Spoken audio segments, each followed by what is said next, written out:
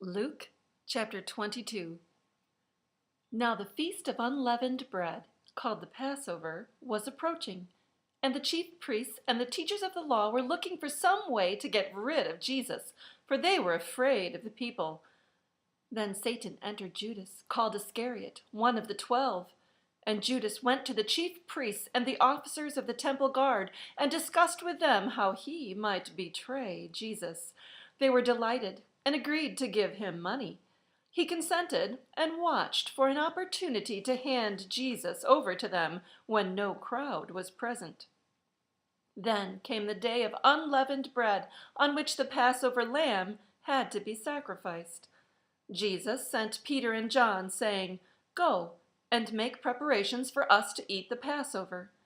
"Where do you want us to prepare for it?" they asked. He replied, "As you enter the city, a man carrying a jar of water will meet you. Follow him to the house that he enters, and say to the owner of the house, 'The teacher asks, where is the guest room, that I may eat the Passover with my disciples?' He will show you a large upper room, all furnished. Make preparations there." They left and found things just as Jesus had told them, so they prepared the Passover. When the hour came, Jesus and his apostles reclined at the table, and he said to them, "I have eagerly desired to eat this Passover with you before I suffer. For I tell you, I will not eat it again until it finds fulfillment in the kingdom of God."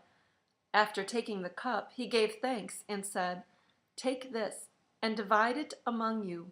For I tell you, I will not drink again of the fruit of the vine until the kingdom of God comes."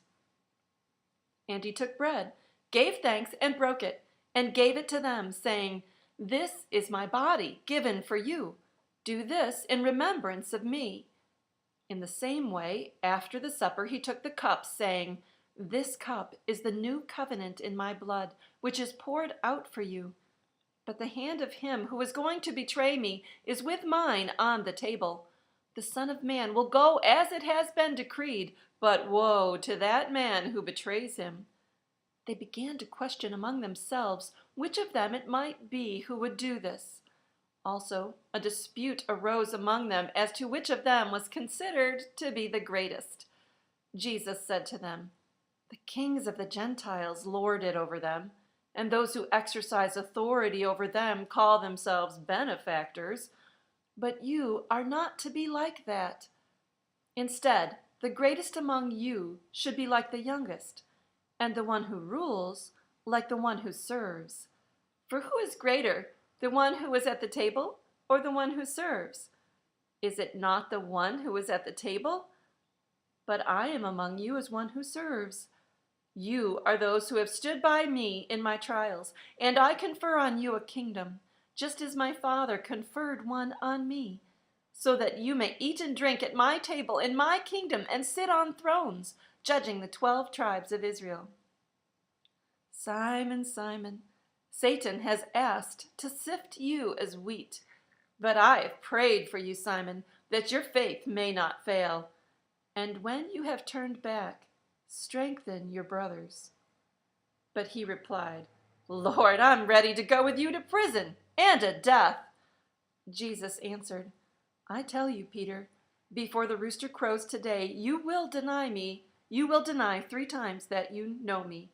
Then Jesus asked them, "When I sent you without purse, bag, or sandals, did you lack anything?" "Nothing," they answered. He said to them, "But now, if you have a purse, take it, and also a bag. And if you don't have a sword, sell your cloak and buy one. It is written, 'And he was numbered with the transgressors.' And I tell you that this must be fulfilled in me. Yes, what is written about me is reaching its fulfillment." The disciples said, "See, Lord, here are 2 swords." "That is enough," he replied. Jesus went out as usual to the Mount of Olives, and his disciples followed him. On reaching the place, he said to them, "Pray that you will not fall into temptation." He withdrew about a stone's throw beyond them, knelt down, and prayed, "Father, if you are willing, take this cup from me. Yet Not my will, but yours be done." An angel from heaven appeared to him and strengthened him. And being in anguish, he prayed more earnestly, and his sweat was like drops of blood falling to the ground. When he rose from prayer and went back to the disciples, he found them asleep, exhausted from sorrow. "Why are you sleeping?"